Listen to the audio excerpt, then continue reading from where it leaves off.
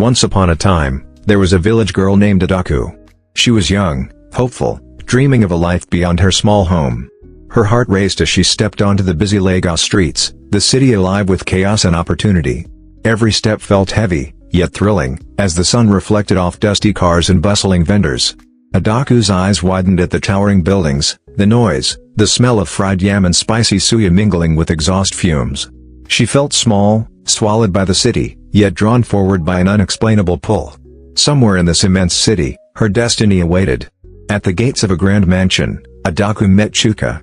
He was tall, impeccably dressed, a calm confidence radiating from his every movement. His eyes were sharp, yet warm, as he offered a polite smile. Adaku's heart skipped. Was this the man fate had promised her? Inside the mansion, sunlight spilled across polished marble floors and golden chandeliers. Chuka extended his hand to Adaku, who hesitated, nerves and pride battling within her.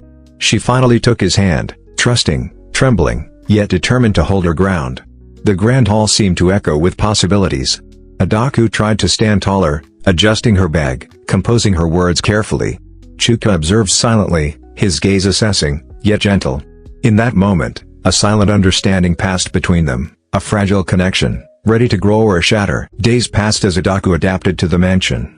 Servants whispered, observing her every move, their curiosity sharp. She held herself carefully, learning city manners while never forgetting her humble roots. Pride and humility clashed within her every step. Chuka watched quietly, noticing small gestures, subtle glances, and the way Adaku carried herself. He was intrigued. There was more to this girl than met the eye. Her honesty, humility, and courage were rare treasures, shining through despite her nervousness.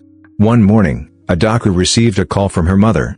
The familiar voice carried worry, urgency, and love.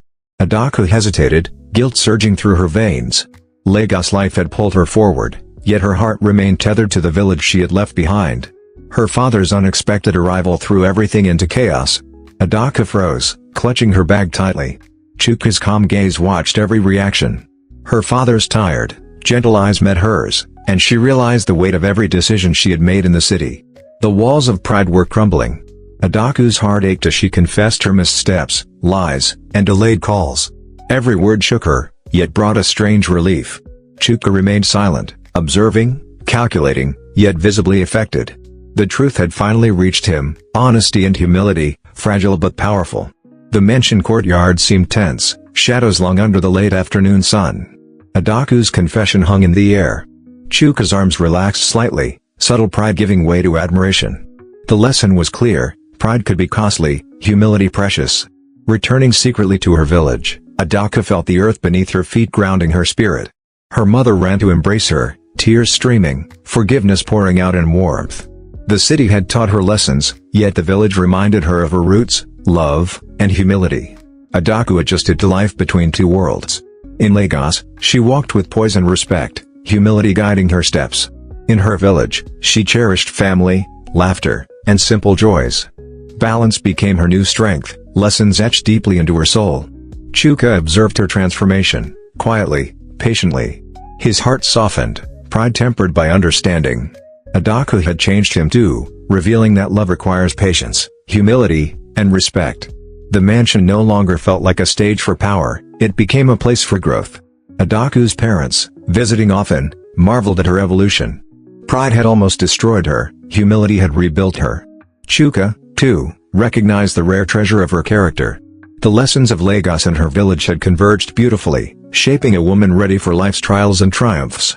She guided the mansion children gently, teaching them kindness, patience, and empathy. Laughter and joy replaced suspicion and whispers. Adaku became the bridge between worlds, a living example that humility could conquer arrogance, and love could overcome pride.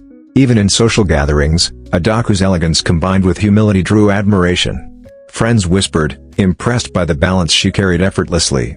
Chuka watched with quiet pride, the girl who had once trembled at city lights now a pillar of grace and wisdom. Sunsets on the balcony became moments of reflection. Adaku stood beside Chuka, the city skyline behind her, golden light illuminating her serene expression.